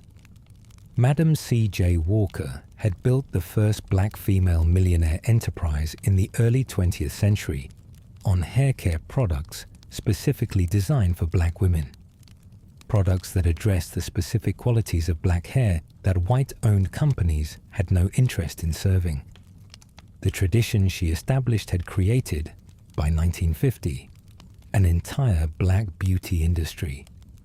Black-owned beauty supply companies, black cosmetology, schools, black beauty salons that functioned as social institutions as important as the barbershops. You walked into one of those salons and the smell hit you first. The warm chemical scent of the pressing comb, the particular sweetness of the pomades and oils lined up on the shelf, hair grease and heat, and the underlying note of something floral. Women came in and came out transformed, and transformation in a world that spent considerable energy making you feel small was not a trivial thing. The beauty salon was another room where the community thought out loud, where the full self could be present, where no performance of deference was required. It was a space that belonged entirely to the people in it. and the conversations that moved through it about family, politics, money, faith, and everything in between were part of the same ongoing and essential project of community self-knowledge that kept everything else running. You get inside, the door closes, and what happens inside, in the hours after the door closes, is also history. It is the history that does not always make the textbooks, because textbooks tend to organize history around events and decisions and battles and laws. And what happens in ordinary houses in ordinary evenings is none of those things. But it is the thing that made the rest of it possible. Music. There is always music in a black household in 1950. The radio might be playing jazz. This is the era of bebop, of Charlie Parker and Dizzy Gillespie rewriting what jazz could do, making it faster and more complex and more demanding of the listener. A music that required you to meet it at full capacity. It might be playing the gospel programs that ran on Sunday evenings across the dial. It might be playing what was being called rhythm and blues, the commercial form of what had grown from the blues and gospel and swing. The music that was already crossing into white teenage culture through unofficial channels, and that would, within a few years, become rock and roll. Big Mama Thornton recorded Hound Dog in 1952. Ray Charles was recording. Little Richard was performing in the Chitlin Circuit. The network of black-owned clubs and theatres and venues that had developed across the South and North precisely because white venues didn't book black performers or allow black audiences. Muddy Waters had brought the Delta Blues Electric in Chicago, building a sound in the clubs on the South Side that would travel to England in the early 1960s and come back to America wearing a British accent. This music was being made inside the same segregated system we've been describing. Black artists signed to labels run by white businessmen, paid in fractions of what their music earned, their songs sometimes claimed and recorded by white artists who could access commercial radio in ways the original performers could not. The exploitation was documented and systematic, and the people it exploited knew exactly what was happening to them. And yet, the music was the music. And no amount of commercial exploitation could take away what had been made, the specific heat and intelligence and emotion of it, the way it communicated something about the conditions of its making that no amount of description could fully capture. There are children doing homework at the kitchen table, or being made to do it by a parent who is very serious about education, who understands at a cellular level that the mind is one of the few things the system cannot confiscate once you've developed it. A credential earned, knowledge acquired, a skill developed to real excellence. These things travel with you in ways that the restrictions on physical movement cannot fully counter. The determination to educate children in the face of a system that provided inferior schools and expected inferior outcomes was not passive hope. It was active, daily, sometimes exhausting insistence.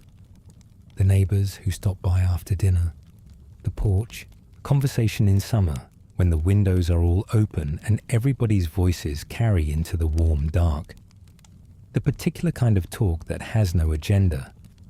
The long, comfortable, winding conversations that cover everything from whose car broke down to what the preacher said last Sunday, to what somebody's cousin heard about a job opening in Detroit. This is the social infrastructure of the community operating at its most fundamental level, the fabric of relationships that makes everything else possible. It is also, in its own quiet way, resistance, the insistence on the full texture of ordinary life in the face of a system that wants to reduce you to a category. The laughter, the humor that has always run through Black American culture like a current, wry, specific, deeply intelligent, acrobatic in its ability to hold complexity. The The tradition of signifying, of playing the dozens, of telling stories that make the absurd manageable. The dark comedy of the condition, directed always at the system and its architects, rather than at the people navigating it. There is a joke in 1950 that you probably know some version of, about separate but equal, about the elaborate lengths to which the system goes to maintain a fiction that nobody believes, including the people most invested in maintaining it. The humor is not escape from the reality. It is a way of holding the reality at arm's length, just long enough to take a breath, just long enough to keep going. You are going to sleep tonight in the same house you woke up in this morning, in a country that is constitutionally yours and practically contested, that is legislatively committed to your equality and operationally committed to something quite different. The Supreme Court's Brown decision is 4 years away. The Montgomery bus boycott is 5 years away. The Civil Rights Act is 14 years away. The arc is bending. You cannot see the whole arc from where you're standing. You can see the immediate present, which is demanding enough. You do not know in 1950 that the activism you're part of or witnessing or quietly supporting is going to produce, within your lifetime, a transformation of American law that your grandparents would not have believed possible. What you know right now, on this specific night in this specific year, is that your community is still here. That is not a small thing. The system was designed, among other things, to produce despair and dissolution. The system wanted you to understand your own diminishment as natural and inevitable, and the community around you, the church, the school, the neighborhood, the table, the music, the laughter, is the ongoing evidence that the system has failed at that particular goal. The community is still here. The children are still being raised with their dignity intact. The churches are still full on Sunday. The food is still extraordinary. The music is still being made. Tonight, let's sit with what you moved through today. You woke up in a country that built its architecture, from the water fountains to the mortgage maps, around denying you full humanity. And you navigated it with a skill and a daily courage that most people who've never had to do it cannot fully imagine. Not because they lack imagination, but because the navigation was so complete, so constant, so woven into the texture of the ordinary day, that it becomes invisible to those who didn't have to perform it. The people who lived this life were not waiting to be saved. They were not passive characters in a story about white benevolence or white villainy. They were the primary agents of their own history, as people always are when history lets you see them clearly. They were meeting in church basements and NAACP chapters and legal offices, building the legal framework that would dismantle the system. They were teaching children in underfunded schools with a dedication that was not required by their pay. They were running businesses and building institutions and making music and cooking food and raising families in the face of conditions specifically designed to make all of that harder. They were Thurgood Marshall working through the night on the brief that would become Brown versus Board. And they were Mamie Till deciding that the world would see her son's face. And they were the Montgomery congregation that walked and organized and carpooled for 381 days until the buses were integrated. And they were the thousands of people whose names are not in the books, but who paid their NAACP dues and attended the meetings and refused, in the small daily decisions that don't get recorded anywhere, to accept the premise that the system was trying to instill in them. So whisper a quiet thank you tonight to the mother who fried the chicken the night before so her children would have something to eat on the road because the diners weren't open to them. To the man who stepped off the sidewalk and then went home and explained to his son exactly what he'd done and why, and what to think of a system that required it. To the teacher in the underfunded classroom who taught past the hand-me-down textbooks to the students who deserved more than the system was offering. To the woman who planned the route with the green book because preparation was survival. To the pastor who navigated between two worlds every single day and somehow managed to honor both. To the community that built, out of exclusion, something that the exclusion was designed to prevent. They did not live in darkness. They lived in the particular light that communities make for themselves when the world outside refuses to light the way. And they pass that light forward. In every child they raised to know their own worth. In every institution they built that should not have needed to exist, but that was magnificent because it did. In every moment of ordinary beauty they created inside conditions of extraordinary difficulty. The music traveled, the food traveled, the love traveled, the insistence traveled. All of it crossed the decades and arrived here to you, in the dark of wherever you are tonight. The road was longer than it should have been. The distance between what America promised and what it delivered was obscene and deliberate and documented. But they walked it anyway, with everything they had, for everyone who would come after. Close your eyes. Let the warmth of their Sunday tables and their church music and their front porch conversations settle into the room with you.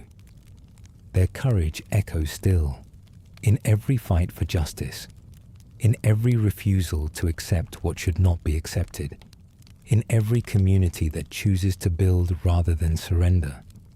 They ran so that you could rest. Sleep well.